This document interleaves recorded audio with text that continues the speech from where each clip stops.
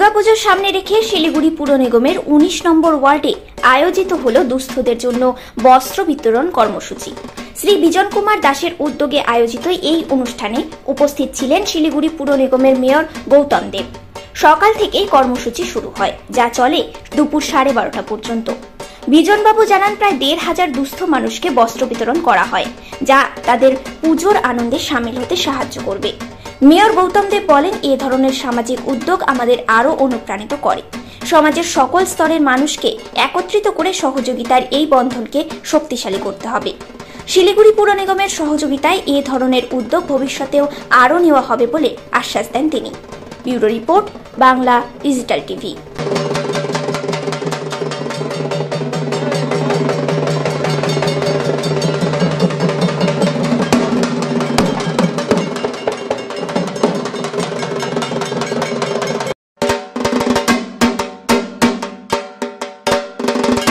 দাদা, এই যে বস্ত্র বিতরণ কর্মসূচি কখন থেকে শুরু হয়েছে?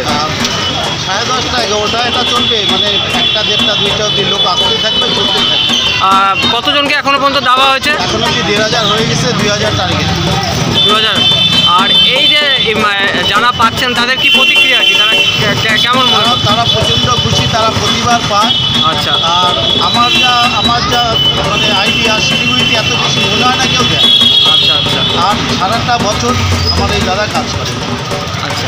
আর আপনাদের কেমন লাগছে এরকম একটা কর্মসূচি? দারুণ দারুণ দারুণ। পূজার আগে একটা নতুন কিছু বস্ত্র পাবে, করবে, এর থেকে আর আনন্দ কী হবে। আর শিলিগুড়িবাসীকে কী বার্তা দিতে চান? শিলিগুড়িবাসী সবাই ভালো থাকুক, পূজা ভালো কাটাক।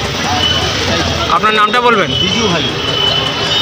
আর তো হাতে গোনা 2 দিন, তারপরে কিন্তু পুজো শুরু হয়ে যাচ্ছে। তো এরকম একটা বস্ত্র বিতরণ কর্মসূচিতে এসে আপনার কেমন লাগছে? সেটা তো আর বলে বোঝানোর ভাষা নেই। প্রত্যেকবারই উনি করেন এবং প্রত্যেকবারই আমাদেরকে আসতে বলেন। আমরা প্রত্যেকবারই আসি, আমাদের সংস্থার সকলেই এসছেন মহিলারা। তো এরকম একটা পুজোতে থাকা মানে নিজেকে গর্বিত মনে করা। কারণ যাদের স্বতঃস্ফূর্তভাবে মানুষের পাশে দাঁড়ানোর ইচ্ছা নেই, তারা ছাড়া এই প্রোগ্রাম কিন্তু কেউ করতে পারবে না। এটা বিজনদা প্রত্যেক বছর। শিলিগুড়িবাসীকে কী বার্তা দিতে চান?